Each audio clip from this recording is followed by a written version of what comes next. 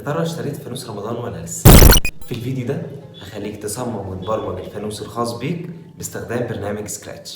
اهلا بيكم في سلسلة فيديوهات سبيس سكول في رمضان، وده اول فيديو اللي من خلاله هنصمم ونبرمج فانوس رمضان وهنخليه يتحرك وينور ويعمل اصوات باستخدام برنامج سكراتش. بس قبل ما نبدأ تعال اقول لك ايه هو برنامج سكراتش. سكراتش هو برنامج من خلاله تقدر تبرمج ألعاب وقصص تفاعلية ورسومات متحركة من غير ما تكتب أكواد برمجية معقدة، وكل ده بيتم عن طريق الدراج والدروب، يعني بتسحب الكود اللي عايز تستخدمه وترميه في المكان الخاص بيه لحد لما تكون اللعبة اللي عايز تعملها. دلوقتي يلا بينا نبدأ. أول حاجة هنفتح برنامج سكراتش، هنعمل تريت للسبرايت الموجود، وبعد كده هنيجي هنا ونختار بين علشان نبدأ نرسم شكل الفانوس بتاعنا، ومن خلال علامة المستطيل نبدأ نرسم الفانوس. أول حاجة هنلغي الأوبشن ده علشان بس نرسم الإطار الخارجي للفانوس. بعد كده هنبدأ نرسم مستطيل بالشكل ده، وممكن نحركه لما بنمسك الماوس، وبعد كده نحركه ونحطه في المكان اللي احنا عايزينه. هنبدأ نظبط البادي بتاع الفانوس أو الإطار الخارجي للفانوس هيبقى عامل ازاي. الفانوس بيكون شكله تقريبا بالشكل ده. ممكن نصغر الحجم ده كده شوية، ممكن نعمل زوم علشان نتأكد إن هم على خط واحد.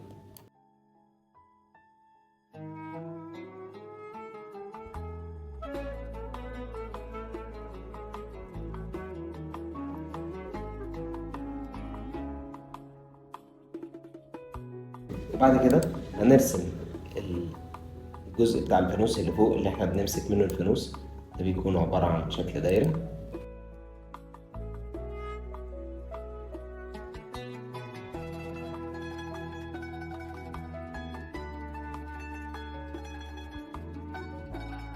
ممكن نمسك الجزئية دي وهنعمل لها كوبي وبعد كده بيست، هتظهر معانا بالشكل ده. هنصغرها علشان يبقى فيه شكل كده داخلي للفانوس.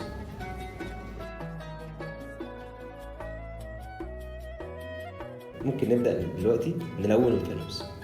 هنختار فيل تختار أي لون أنت عايزه.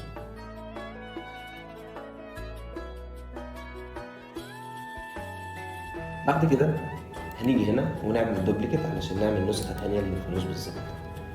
هنبدأ نخلي الألوان زاهية أكتر شوية.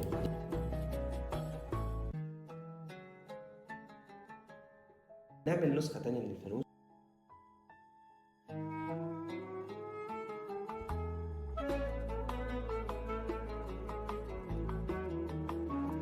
بعد كده هنبدأ نضيف الأكواد الخاصة بينا علشان نخلي الفانوس يبدأ يتحرك وكمان يطلع أصوات. وفي الخطوة دي هنعمل إيه؟ عايزين لما ندوس على العلم الأخضر تبدأ الأكواد دي تتنفذ باستمرار، علشان كده هنختار فوريفر. أنا لو خليته يبدأ كل شوية يغير شكله بالشكل ده هنلاحظ إن هو كأنه بينور ويطفي، بس اللي بيحصل ده بيكون سريع، علشان كده هنعمل ويت وهنخليه 0.3. ستوب. دلوقتي هنلاقي ان النتيجة بقت احسن بكتير. هنعمل ستوب وبعد كده نجيب العلم الاخضر مرة كمان، وبرضه هيكون فوريفر علشان الفانوس نخليه يتحرك يمين وشمال، او يعني تعمل له روتيت يلف يمين وشمال.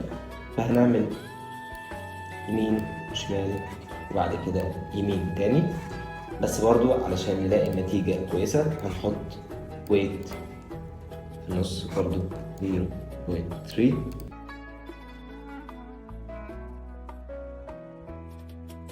في مشكلة صغيرة.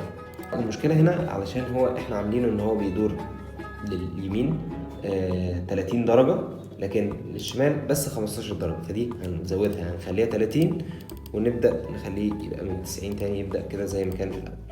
دلوقتي هتلاقيه بيشتغل مظبوط. كده بقينا حاجة صغيرة، وهي ان احنا نضيف الصوت علشان يبدأ كمان الفانوس كأنه بيطلع صوت. نيجي عند ساوند وهنعمل ابلود ساوند، وهتختار الموسيقى اللي انا هختارها واكون سايبها لك تحت في الديسكريبشن.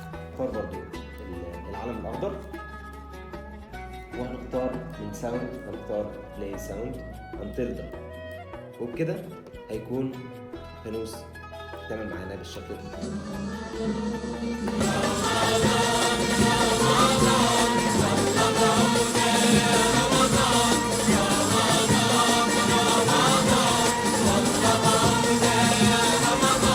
ودلوقتي بدل ما تشتري فانوس رمضان، انت قدرت تصمم وتبرمج فانوس رمضان الخاص بيك. ودلوقتي جه دور كومنتو، هنستناكم تشاركونا صور وفيديوهات للفوانيس اللي انتوا صممتوها وبرمجتوها باستخدام برنامج سكراتش، واحسن صور وفيديوهات هنعرضها في الفيديو الجاي. كده تابعونا علشان تشوفوا كل المحتوى الخاص بشهر رمضان.